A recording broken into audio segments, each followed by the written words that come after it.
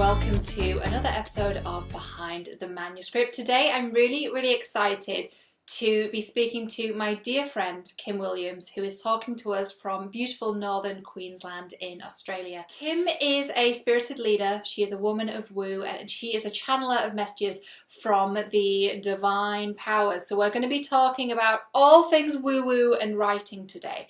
Kim has been such a huge part of my writing journey, and I absolutely cannot wait for you to meet her. Hi Kim, welcome to Behind the Manuscript. I'm so excited for us to chat today.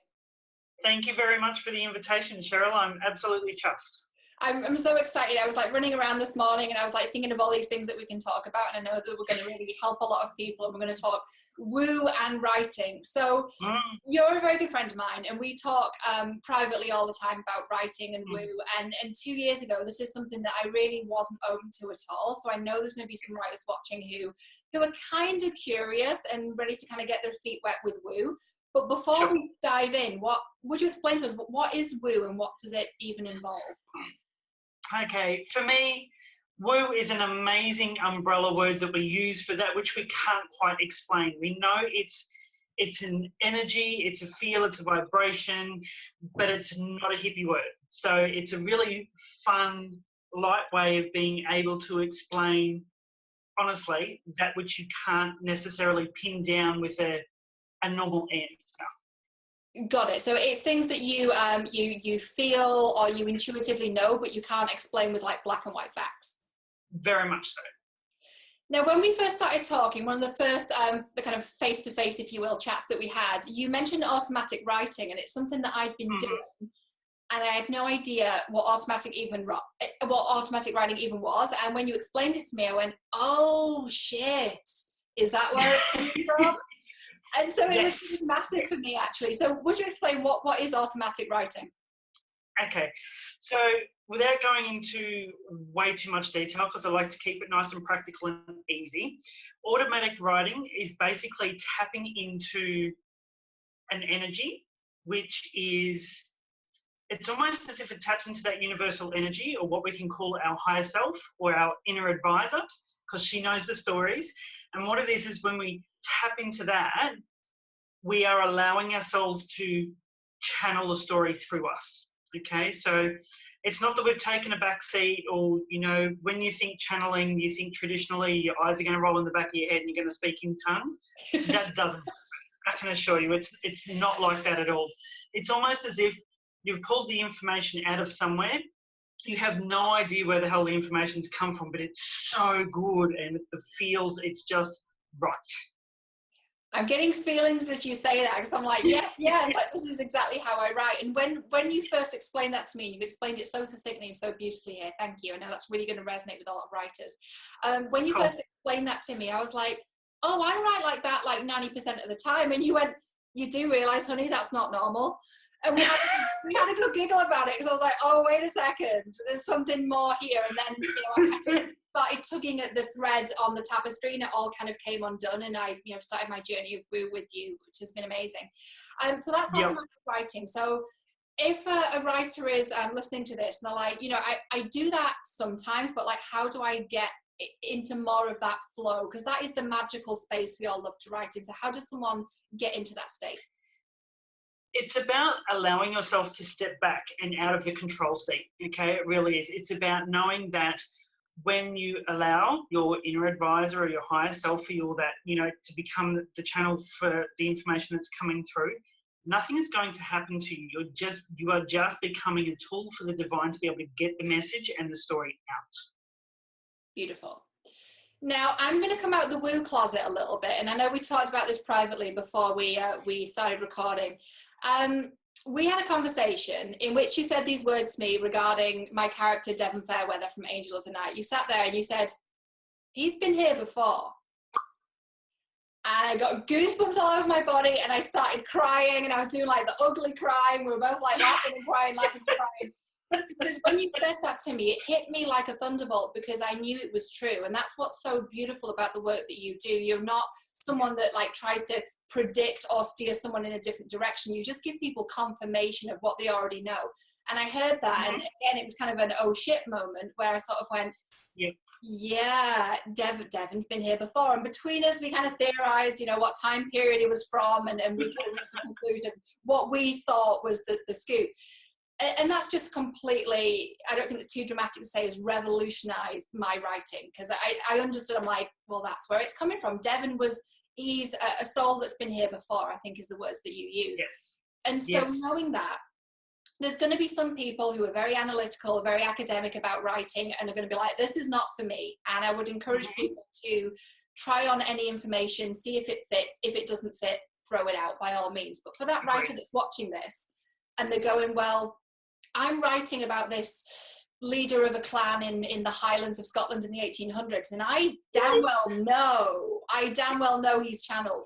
But then that writer's going, well, whoa, wait a second though. I just want to write a good book. I'm not a medium. I don't want to get into spirit stuff. How do they then work with that character and get a really good book out of it?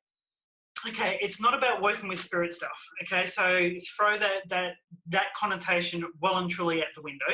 What this is you co-creating with the universe. It's that energy that's come forward to be able to tell that story. You know what?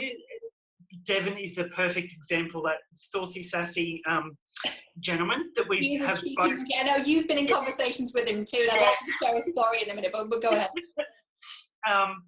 What it is that spirit, or the energy, waits for the right time and the right person to come along to share their story with. And it's up to you what you do with it. If you choose to write that story because you're feeling the feels on that level, then go for it and co-create that with them, okay? And it's not about you not being in the driver's seat. It's about you telling the story with the authenticity that you can bring to the page, okay? Because they may have thought, oh, this person would be good, or this person would be good, but they're not the right fit. Is it fair to say it's a little bit like the phrase that's coming through, this is really good shit, you can take this if you want, spiritual matchmaking? Yes. And what it is because I know we've spoken on this level before, what it is they will choose a person who has experienced that time period as well in a past lifetime.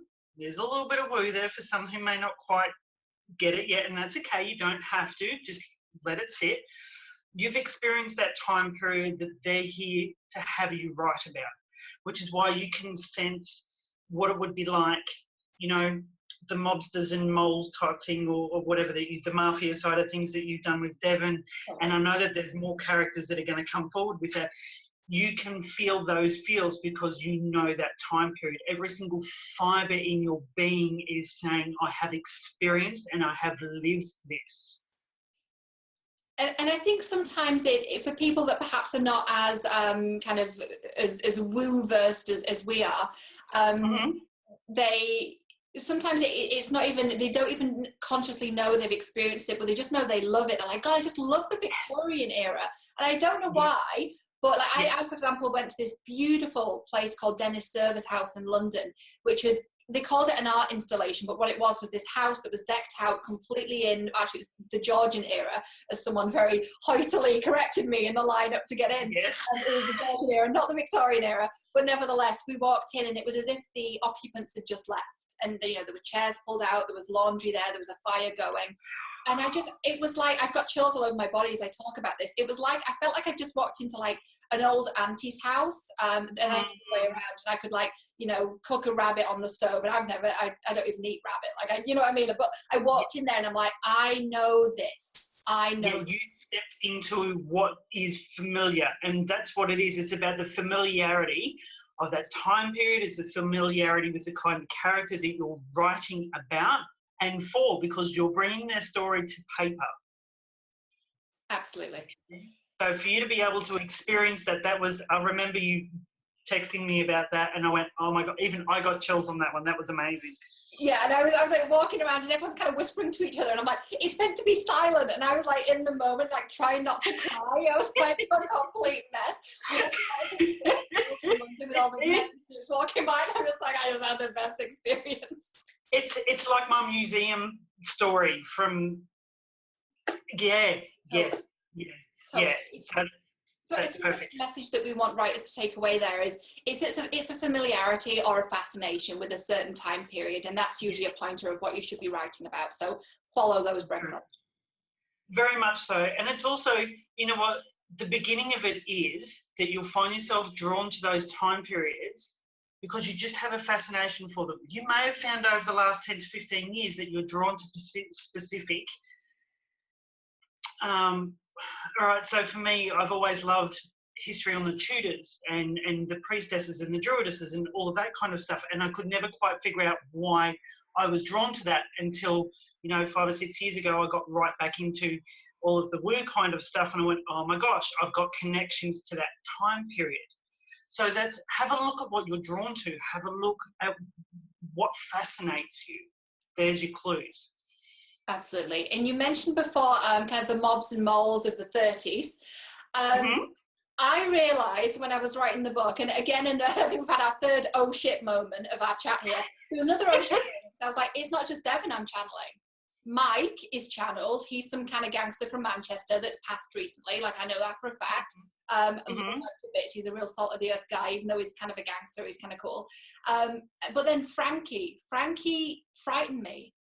And I realised, I remember walking into this Italian bakery and just getting in my old neighbourhood in Canada and getting these chills. And it was this bakery called Fratelli's, and it was Italian owned. And I'm like, he's here, I feel him. And it really frightened me. And I reached out to you, kind of freaking out, saying, this guy is not like Devon. I'm really afraid of this character. So what should a writer do when they have like quite a scary character come to them? What you can do is you set your energetic boundaries. Okay, you are in control of this, how you choose to work with that energy or work with that person who's come forward.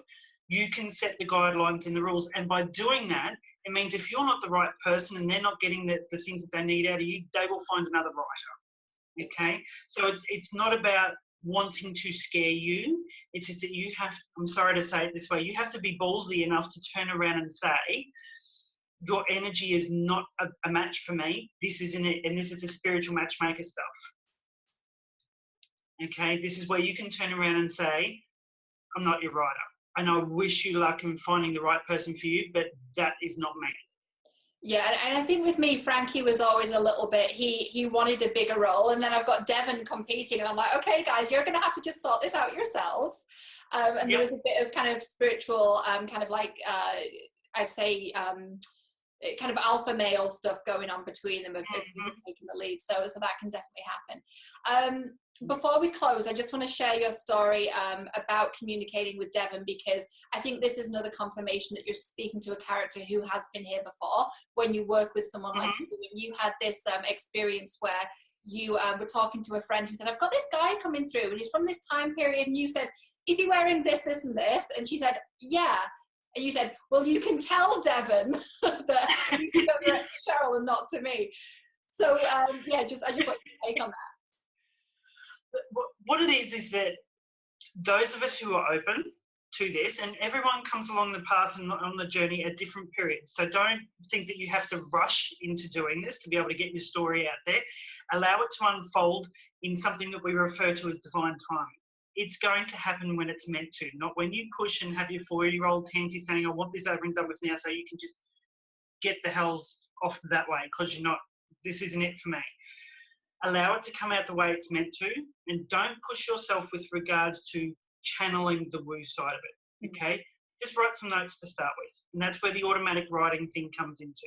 If you've got some questions for that particular character or some things are coming through, note it down in a notebook, and then just sit with it for a moment and see what comes through. And it's that simple. Beautiful. And I know you work with a number of different, physical tools, as it were, like card decks and books and things like that. Are there any card decks or crystals or anything you would recommend for people starting out? I would absolutely. I'm not going to show you my collection of over 45 decks. That's quite going to do someone's head in. It is very impressive. And then there's all of my crystals and things. What I would absolutely recommend for woobies, as I'm starting to call them, those that are finally coming into the, recognizing that there's that ability to creatively channel, okay, is to always have some clear quartz with you. Okay, so that when you're setting your strict boundaries as to what you're prepared to go ahead and do right now.